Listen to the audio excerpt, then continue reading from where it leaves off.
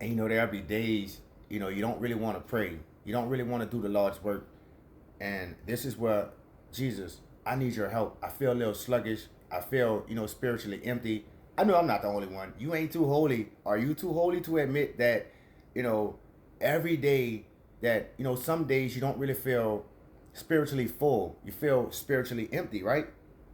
But what I love about God, church, Jesus, and the Holy Spirit is like, you know, basically when you tell them what it is that you want, they're gonna make it happen. But it has to be according to their will, church. Okay? Like you may be down on your luck right now. You may be down on your last dollar. Your cats are hungry, your dogs are hungry, your babies are hungry, your birds may be hungry, and you can't really get, the things that they need. So, and well, for me, this is what, when things like this happen, I just sit back and I think about, all the great things I have done for other people, all of the great things I have done for God. And it's just not me, what I'm saying, like boasting on it. It's saying like, what I'm saying, like, um, help me, Holy Spirit activate, Holy Spirit activate, Holy Spirit activate some more. There we go. Thank you. The same way, you miraculously came through for somebody else, you surprisingly came through for somebody else is going to do the same thing for you, church. God is not going to let us go hungry. He's not going to let us be broke, church. But we have to, first thing first, believe that he truly exists, all right? And, just keep everything in mind that everything is going to be okay. Okay, church? Everything is going to be okay, man. We just really have to trust in God. And it's like, after everything you have done, you think God is going to forget about that? You bless people. You gave away clothes. You gave away shoes. You give away food when you're at work and they're going to throw it away. Or you go buy food and feed the homeless. Not to say, hey, hey, hey, God, look what I'm doing. But I'm saying that to say that, you know, it's a blessing to be a blessing, church. Okay? But Jesus is our strength. He has the power in his hands to do anything, church. Never underestimate the power of Jesus. But, I don't want to say more importantly, but, more importantly, never underestimate the power of prayer, church. This is something that I recently started doing, right? If I find myself lusting, I pray. If I find myself telling a little lie, I pray. If I find myself getting worried, I pray. If I find myself getting anxious, I pray. If I find myself doubting, my abilities and where I have come from and the things that I still want to accomplish, I pray, church. And your heart is gonna start beating. You're gonna feel warm all over. You're gonna be like, what was I mad about? What was I anxious about, right? But God is gonna make your way perfect, church.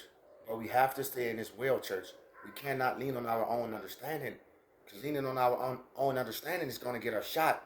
And that's what happened with me. I I was leaning on my own understanding, and that got me shot. Okay? So let's just give God everything, everything that we have, church, every fiber of our being, church. Let's give it to God the Father, man, because He is going to take care of it, okay? And verse 32 says, "For who is the Most High, except the Adonai? Who is a rock, except our God?" And right above that, right, verse 31, it says, as for the Most High, His way is perfect. So if we were created in the image of God, and His way is perfect, guess what? Our way is going to be perfect as well. So let's finish up verse 31. The word of the Adonai is tried. Who is the Adonai? God is the Adonai. Jesus is the Adonai, church. I'm excited. I'm serious, church. I miss you guys. I'm excited, man. Okay. I love talking about my God. I love talking about my Jesus. He is a buckler to all of them that trust in him. So what does buckler mean? Like protector, provider, all of these things in one, right? But if you don't trust that God is going to help you pay your rent, he won't. If you won't trust that God is going to help you get over this heartbreak, he won't. If you don't trust that God is going to take care of your enemies, such as David said here in the beginning of 2 Samuel chapter 22, then he won't, church.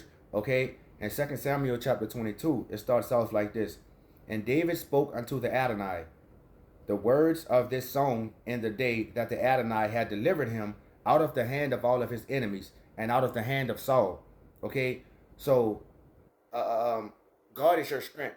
He's going to deliver you out of the hands of, out of the hands of your enemies. What does Psalm chapter 23 say, church? The Lord sets a table before me in the presence of my enemies, right? And when he sets this table for you in the presence of your enemies, you better not pull that chair out and let one of your enemies sit at this table. You better not bring them no dinner plate at this table. Our God, our Jesus is going to do exactly what he did. And he's going to flip that table over and say, this table was particularly for you, son. This table was particularly for you, my daughter. Okay? In my distress, I called upon the Adonai and cried to the Most High. My the Most High is Yahweh. Who is your the Most High? I hope you're the Most High is Yahweh, right? In my distress, I called upon the Adonai and cried to my the Most High, and he did hear my voice out of his temple, and my cry did enter into his ears. Then the earth shook and trembled. The foundations of heaven moved and were shook.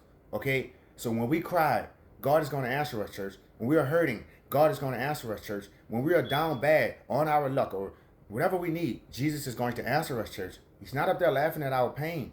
He's not, church. He is here to help us, man.